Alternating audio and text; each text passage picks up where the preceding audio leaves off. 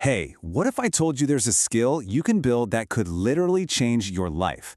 I'm not talking about some huge, dramatic change, but something that happens in the small, everyday choices you make. That's what we're going to get into today.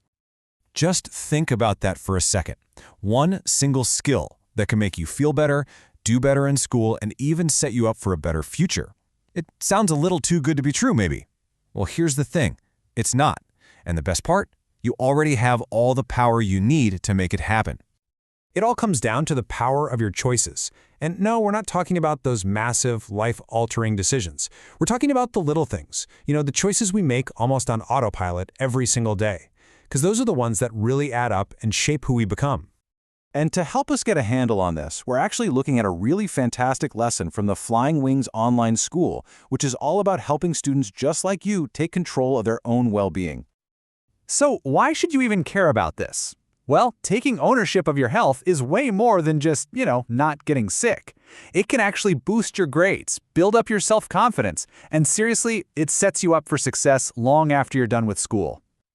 Think of it like this. The habits you're forming right now are basically the foundation for the rest of your life.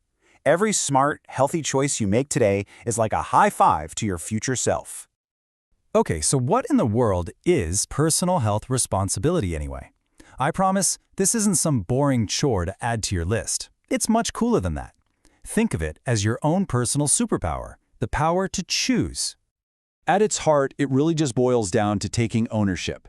And that breaks down into three simple things: making informed choices, developing healthy behaviors, and keeping a positive attitude. Each one is a piece of the puzzle. And look, let's be real here for a second. Life throws curveballs, right? We can't control everything, but what we can always control is how we respond to those curveballs. A huge part of our well-being comes from the decisions we make when things get tough. So that all sounds good in theory, but how do we actually do it? Let's get practical. Let's open up the toolkit for taking control. We're going to break it down into 5 key pillars of ownership. First up, awareness. Super simple, right? It's just knowing the difference between what's good for you and what's, well, not so good. Next, decision-making. That's just taking that 1 second to pause and think before you do something. Then there's self-management. That's all about handling your stress, your time, your emotions. Prevention is about doing the easy stuff to stay ahead, like washing your hands. And finally, accountability, which is just owning your choices, good or bad, and learning from them. Okay, theory's done. We've got our toolkit. Now for the fun part, let's see what this actually looks like out in the wild. It's time to see what responsibility looks like in action. So on one hand, a responsible choice could be something as simple as washing your hands regularly. Or it could be something that takes a little more courage, like actually asking for help when you're stressed out. And on the flip side, you've got choices like, scrolling on your phone all night instead of sleeping, or just ignoring a weird health thing and hoping it goes away. Let's walk through a little scenario, and I have a feeling this one's going to sound pretty familiar. You're just drowning in schoolwork, you've got stuff to do at home, and you feel completely overwhelmed. You're not sleeping well, and that anxious feeling is starting to creep in. We've all been there. So, you're in that spot. You feel like you're about to snap. What do? Now, the easy thing, the irresponsible choice, is to just ignore it and try to power through, right?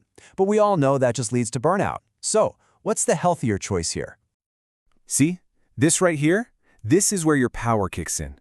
Even when it feels like everything is piling on top of you, you still have choices. You can take a few minutes for some quiet reflection. You can get up and move your body, even just for a bit at home. Or you can make the super powerful choice to just talk to an adult you trust. The key is you are never, ever out of options. All right, let's bring this all home. We've talked about the what and the why. Now it's time for the how. It's time to turn all this learning into doing. Let's build a super simple 1-week plan. Okay, but listen, the number one rule here is start small. Seriously, if you try to change your entire life overnight, you're just going to burn out and give up. That's not what this is about. Small, consistent steps. That's the secret sauce to making real change that actually sticks. So here's a little challenge for you just for this week. Pick one tiny, totally doable goal for your physical health. Maybe it's drinking 1 extra glass of water. Then pick one for your mental health, like taking a 10-minute break from your phone. And finally, one for your social or spiritual side, like texting a friend you miss. The most important part, make it realistic for you. I want to leave you with this one thought. Life is messy. It's always going to be full of stuff that is completely out of your hands. But the one thing that you always have control over, no matter what, is how you choose to care for yourself. And that power, that's all yours.